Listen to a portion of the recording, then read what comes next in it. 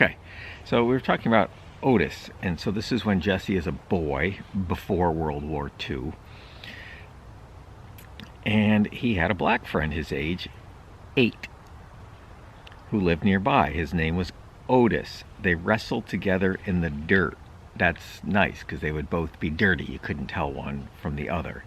Now he thought of Otis and it made him sick. He began to shiver.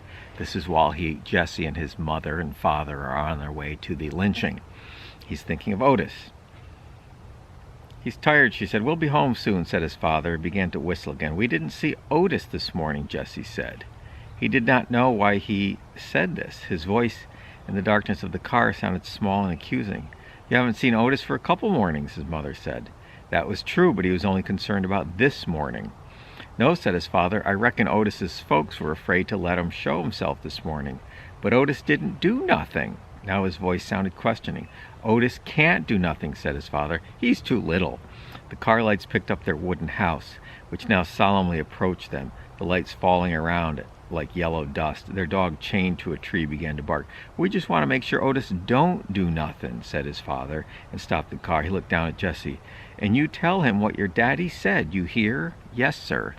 So quite clearly, Jesse's father here is saying one of the goals of this lynching is to send the message to 8-year-old black boys like Otis that behave yourself, stay a second-class citizen, stay subservient, don't ever get up thinking you're better than or as good as a white person. So that's the message to Otis. So what's positive about this? I'm trying here, folks. At this point, Jesse's not a racist whatsoever. He's 8. Otis is 8. They play together. Jesse sees no difference between Otis and him. Racism must be taught is the message James Baldwin is sending. That means that we can stop teaching racism. That means racism can be untaught. I'm not sure. I think tribalism, at least, maybe not racism, but tribalism and looking out for people like you and feeling closer to people like you, that might be genetic. I don't know if that's completely taught. I don't know. It's probably a little bit of both. But I know a lot of racism is taught from parents to children in media over the years, and that means it can stop being taught, and it can hopefully be untaught, and we can be taught to treat each other better. It does kind of flip back and forth in time. They're all headed to the lynching. It's like a 4th of July picnic. In fact, these things were often called picnics. A poster would go up in town, picnic, such and such country road. Sometimes these things took place right in town. They were widely accepted. They were not a secret event whatsoever. Part of the point was to make it public, to establish racial superiority. Now, this story, as you read, gets extremely graphic. And there is a reason for it. There is a reason the black man who is being hanged, burned, and having his genitals cut off, this happened. The reason they did this, again, is there was a sort of a threat. The white people felt threatened by supposed black person's sexual prowess, which is another terrible stereotype, and they want to castrate, literally, and de-man these black men in front of the white audience. Now, if that wasn't bad enough, we get inside Jesse's 8-year-old head here, and at first he's kind of disgusted by it, but then he's into it. The way James Baldwin writes this is so very powerful. Jesse, you can see the ritual quality of this. This isn't just something to be watched. This is a deep, meaningful experience for Jesse. In some ways, it converts him. It is like a rite of passage. There's fire. There's a mob all thinking the same way. There's violence. And then he gets kind of turned on as an 8-year-old by his mom. And of course, it turns his dad on. They go home and have sex after this.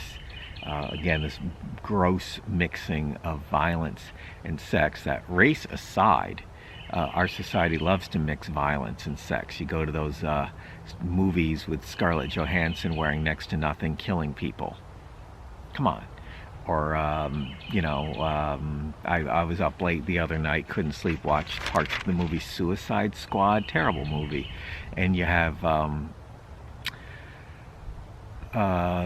Miss Robbie, I can't remember, Margot Robbie, dressed in almost nothing, killing people. And this is entertainment. People pay to see this. It's on TV all the time. So, race aside, the mixture of sex and violence in our culture is just pervasive, and it's awful. And I regret whenever I turn on the TV and see it and watch it, I regret it because I just supported it in some way.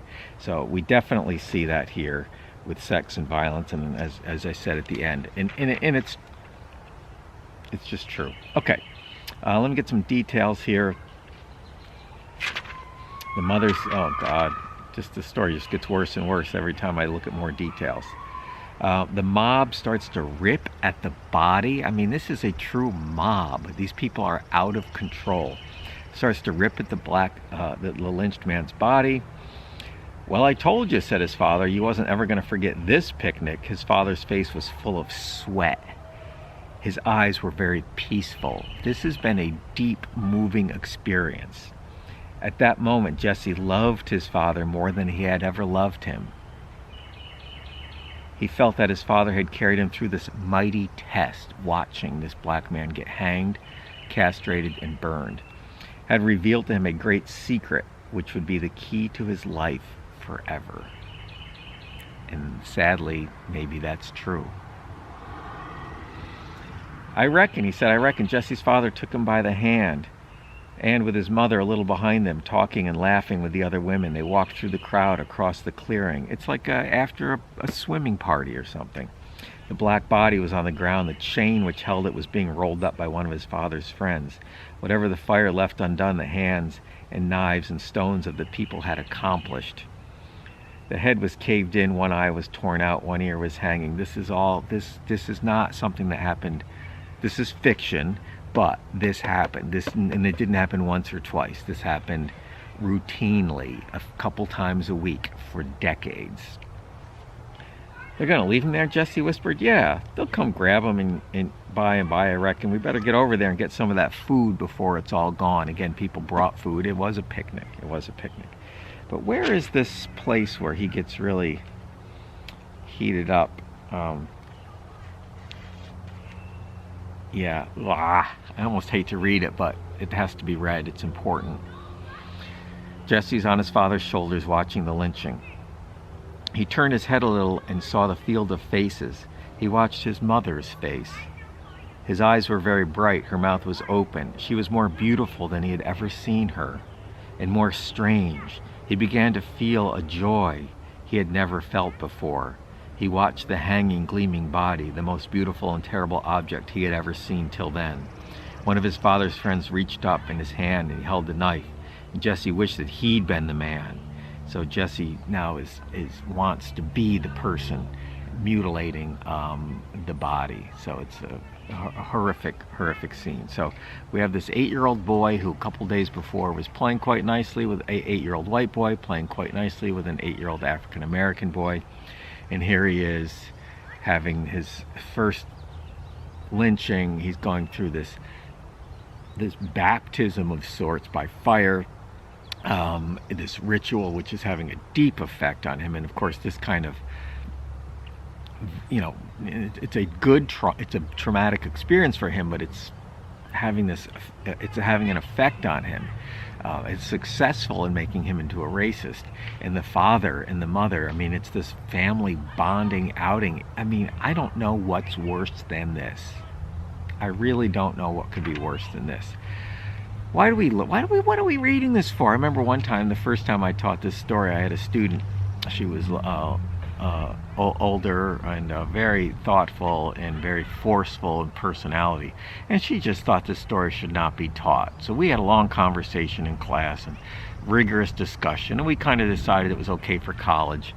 She took it upon herself to send out a survey to every English high school English teacher in Greene and Columbia County with a copy of the story and asked them if they thought it should be taught in a high school. Okay, fine. And universally they kind of said, no, high school students are not ready for this. They wouldn't be able to handle it. They would be making jokes about it in the hallway. They're just not ready. And I can sort of agree with that. So this is definitely something better for adults, which if you're here in college, you are all adults, to read and to just try to understand and to just know the history. So now when you see something on the news about race, this is what it's all rooted in. Slavery leads to Jim Crow era laws, and then we have this era of racial violence, overt racial violence. We've kind of moved out of that, at least, but now certainly many problems remain. And as we've talked before, COVID-19 is killing African Americans at a much, much higher rate, and Native Americans, than it is killing white Americans, because they have less access to health care. They are, because of long-term racism, less money, less education to be in better physical shape, to buy healthier food, and so it is hitting them harder than anyone else. Again, it is extremely slow progress, race relations. We had a black president for 8 years. That was a great leap forward. Laws now protect people for the most part. I think things are much better, but it's a constant effort for everyone, and we have to do our part. And I think reading this story is us doing our part in trying to understand the history and where the present day comes from. And you can't flip a switch. Maybe you can flip a switch in an 8-year-old and turn him into a racist, but you can't flip a switch and make society no longer racist. But we have to just try day in and day out, and we can't tolerate it at all. We can't turn a blind eye to any of it, because that only encourages it. So to conclude this story, it opens with him not being able to get an erection. He then remembers this lynching scene when he was 8. The memory of the lynching makes him feel good again. It cures his impotency. His white manhood has been restored. He goes about the business of making more racists. White womanhood has been linked to racial domination, attacking the stereotype of African American males' threat to white women, their stereotype and sexual prowess. So unfortunately, Jesse has restored his manhood, his horrific manhood here at the end, to do that. So we did have a couple, only 2 people did a discussion board on this. I know some of you are running a little behind, but people, come on, don't tune out now, okay? Don't tune out now. Let's pick it up on the discussion boards, please. Get that last paper in. Get the paper in that some of you missed, and then get the 3-page paper in about what you learned. Essay exam, let's get our 3 credits. Let's get this semester done. 2 weeks, people, 2 weeks, and we're done. You've got your credits, you've learned stuff. Onward. So anyway, we did have 2 people do discussion board, and they did a fine job. Carly and Emily over in the corner here of the room. Carly asked, do you think Jesse has these flashbacks and kind of feels some sort of guilt when he remembers the lyrics to the song because he had a black friend named Otis when he was younger? I think that it bothers him that he's participated in the violence, and that is the way he acts the way he does. Okay, that's very generous, Carly, and I like that. I never thought of the story that way. And that's, something must be nagging him, right? Something must be, for him to be kept up at night like this, for it to affect his... to cause erectile dysfunction. There must be something bugging him. Maybe there is a glimmer of light in his dark heart. So maybe it's very generous reading of you, and and it's good to look for what little good might still exist in people. Running up against my time limit here, so we'll have a part 3.